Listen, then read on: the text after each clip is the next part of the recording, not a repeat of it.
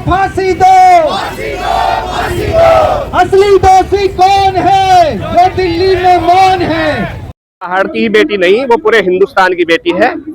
जिसके साथ नाजायज होगी, जिस भी बेटी के साथ नाजायज होगा, पूरा हिंदुस्तान उसके साथ खड़ा हुआ है। खासकर आज हमारे बुराड़ी विधानसभा क्षेत्र में हमने जितने भी संगठन हमारे यहाँ के रहे हैं, जो एनजीओ है या सामाजिक जितने संस्थान हैं, आरडब्ल्यूए हैं, ये जो प्रोग्राम आज हुआ है पूरी बुराड़ी विधानसभा के फेडरेशन ऑफ आरडब्ल्यूए बुराड़ी विधानसभा के बैनर तले हुआ है, जिसमें कि जितनी भी बुराड़ी विधानसभा की आरडब्ल्यूए है और जितनी भी महिला शक्ति है, जितने भी अपनी महिलाओं की कमेटियां हैं या एनजीओ हैं, आज भरपूर समर्थन यहाँ देखने को मिला है।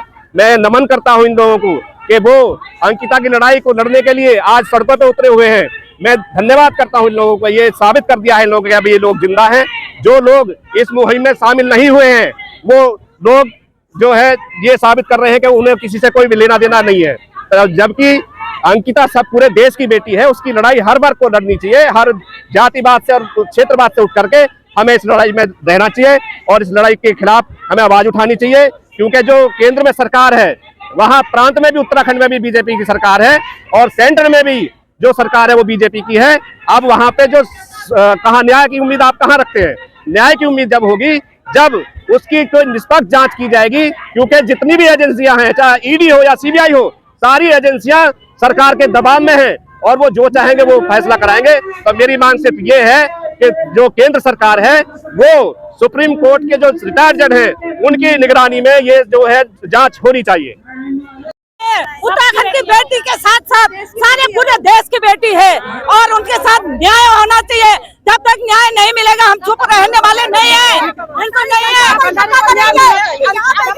न्याय मिलना चाहिए, न्याय मिलना चाहिए, कुछ भी नहीं है, दी जानी चाहिए, क्योंकि अंकिता भंडारी को न्याय नहीं मिला है, ना ही वो कुछ हुआ है। उसे सजा, लोग जिसने उसने किया है उनके साथ उसको सजा और फांसी की सजा होनी चाहिए, फांसी की सजा होनी चाहिए। हम यही अपील करते हैं, हम तो यही चाहते हैं उनको भी फांसी की सजा होनी चाहिए। जो वीआईपी था उसको सामने लाए और पूरी जनता के सामने उसको भी उसी तरह से मारे, घसीट के, जैसे वो तड़पी है अपने लिए वैसे वो भी तड़पने चाहिए। उनको भी पता हो कि एक दर्द क्या होता है। क्या उनके घर में बेटी नहीं थी जिन्होंने इतना गंदा गिलौना हरकत करी है? उनको बिल्कुल सजा मिलनी चाहिए और जब तक उनकी सजा नहीं मिलेगी हम चुप नहीं बैठेंगे। पब्लिक इतना ऑडियो जो वायरल हुआ है उसके बिहार पे सीबीआई जांच करने के लिए बोल रही है, तो ये अपने वीआईपीओ को बचाने के लिए क्यों मौन है? दिल्ली से लेके उत्तराखंड तक मौन है, तो जब पब्लिक उत्तराखंड से लेके दिल्ली की सड़कों पे सीबीआई जांच करने के लिए उतरी है, तो ये जो हमारी सत्ता पे सरकार है वो सीबीआई जांच क्यों नहीं करा रही? सीबीआई की जांच की मांग